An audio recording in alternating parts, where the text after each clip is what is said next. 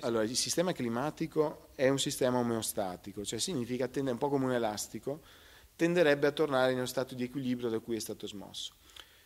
Quando la perturbazione è sufficiente, diciamo, esce definitivamente da quello stato di equilibrio e non è in grado di ritornare. Il problema è che è come se fosse, c'è una bella immagine che viene usata, è stato un campo da golf con le buche, no? Gli equilibri sono le buche in cui la pallina, no, comincia a far così e poi si assesta, però una volta che di là schizza fuori, la direzione che prende quindi la buca successiva in cui andrà a sistemarsi in equilibrio non la prevedi. E evidentemente già adesso stanno succedendo delle cose che in tutta la storia dell'umanità, non nella storia della Terra, nella storia della Terra è successo di tutto, il clima è sempre cambiato ed è naturale che cambi, ma la velocità con cui sta succedendo e le condizioni in cui sta accadendo rispetto alla storia umana sono assolutamente inaudite. E con un minimo egoismo di specie non è che stiamo distruggendo la vita sulla Terra, questa è una follia anche questa, però rischiamo di crearci dei problemi parecchio grossi. Insomma. Poi perché appunto? Per quale motivo?